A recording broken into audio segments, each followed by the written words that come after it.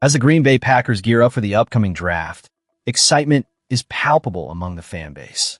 But just days before the big event, General Manager Brian Gutekunst is already making strategic moves to shape the roster, cutting 3 players to clear space for new talent.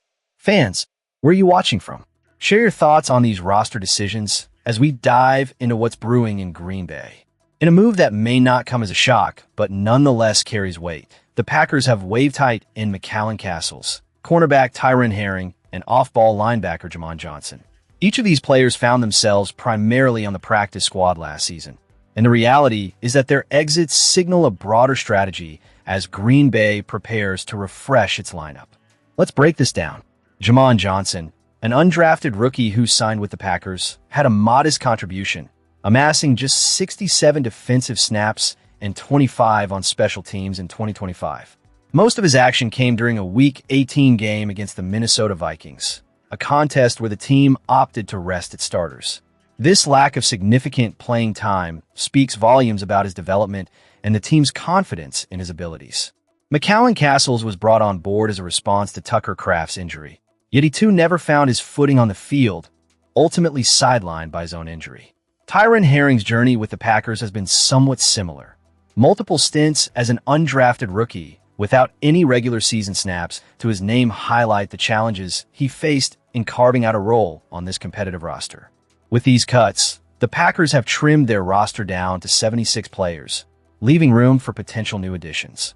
Notably, the team enters the draft with 8 total picks, and barring any trades, they are well-positioned to sign 6 undrafted free agents, further bolstering their ranks post-draft. It's a calculated move by Gutekunst, who clearly has his eye on the future of the team. Now, let's take a closer look at the current roster composition. As it stands, the Packers have 5 tight ends, 6 off-ball linebackers, and 7 cornerbacks. The cornerback position is particularly crucial and is widely recognized as the team's most pressing need.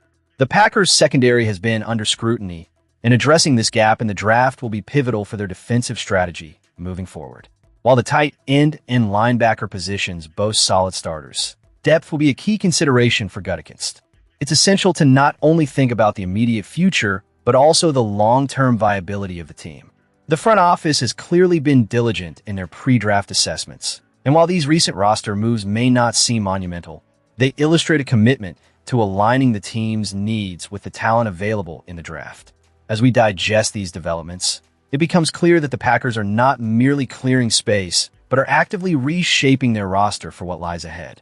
The anticipation builds as we wait for the draft and the promise of new talent to invigorate this storied franchise. Now, as we transition to our next topic, keep your eyes on how these shifts in the roster could influence the Packers' strategy and decisions in the upcoming draft, because there's plenty more to unpack that could redefine the makeup of this team.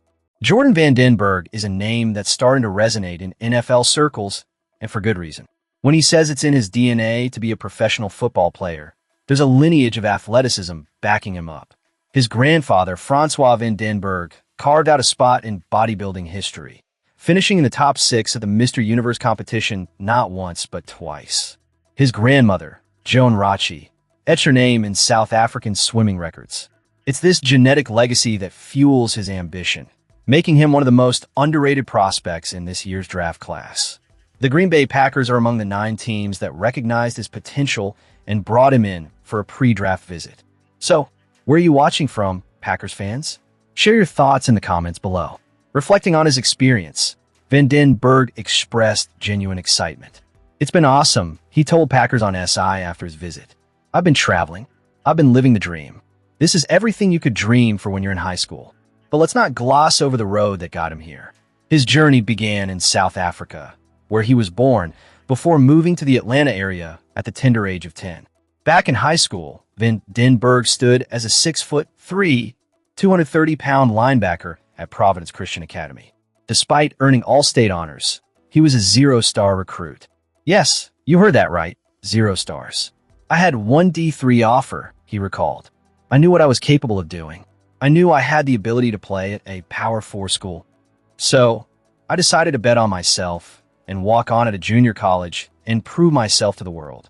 While his parents were hesitant, that leap of faith took him to Iowa Western Community College, a hotbed for prospects looking to make a name for themselves. Here, he embraced a new position at defensive end, showcasing his versatility. I was like, hey coach, I'll play whatever. I just want to prove myself, Van Denberg said, and prove himself he did. The weight room became his sanctuary, with a grandfather's genetics pushing him to excel. Lifting with my dad and idolizing my grandfather, the weight room has always been in my DNA, he explained. He soon found a training partner in Noah Menezes, who was stronger and pushed him to new heights. Even if I was doing it with bad technique, I was making sure I was doing it. But it wasn't just about lifting weights, it was also about the grueling diet. Picture this: a gallon of milk a day and a normal-sized jar of peanut butter every night. The trainers joked he'd die if he kept it up. Yet, through sheer will, he packed on 40 pounds and earned first-team All-American honors with impressive stats for a junior college athlete. This stellar performance opened doors at Penn State, where Van Denberg played in 28 games over 2 seasons and eventually led him to Georgia Tech. There, he earned second-team All-ACC recognition in 2024, starting 7 games and setting the stage for a breakout final season. As a sixth-year senior in 2025, he didn't just participate. He dominated, starting all 13 games, racking up 3 sacks and 11 tackles for loss. Yet, despite being a standout athlete, Van Denberg faced an unexpected snub. He wasn't invited to the scouting combine.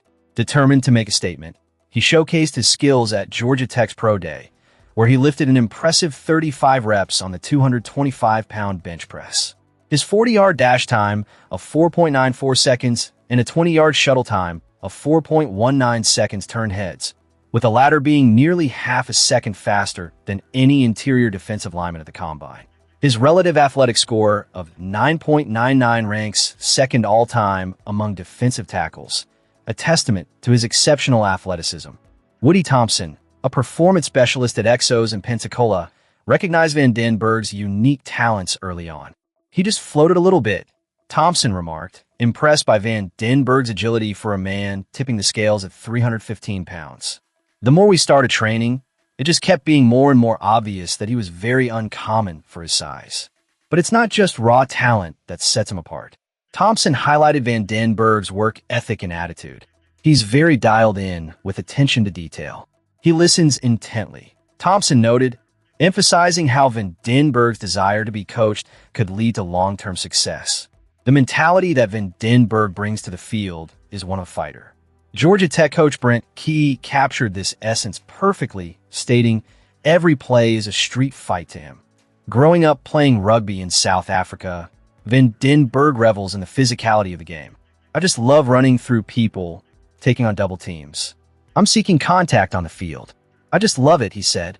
His journey has been fueled by a deep-rooted passion for the game, and it's clear he has a special affinity for the Green Bay Packers. He's been a fan for years, even visiting Lambeau Field multiple times. "I got a Green Bay hoodie that I wear. I wear it quite often," he said, and it's evident that wearing that hoodie represents more than just fandom. It's a connection to a team he admires. Looking ahead, expectations are high for Van Denberg, likely to be a day 3 pick, possibly as early as the 4th round. "They feel like I got all the traits that I could develop into a big-time player," he stated confidently. With both physical and mental attributes, including being a first-team academic All-American, he brings a unique combination of skill and intelligence to the field.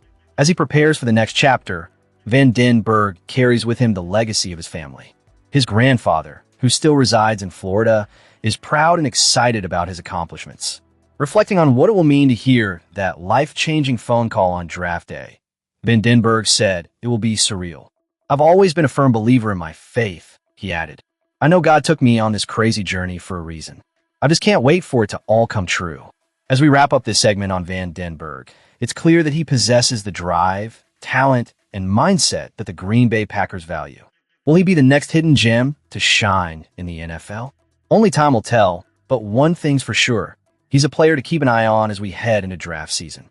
Packers fans, what are your thoughts on Van Denberg? Do you see him fitting into Green Bay's future? Let us know in the comments below, and don't forget to subscribe for all the latest updates on your favorite team.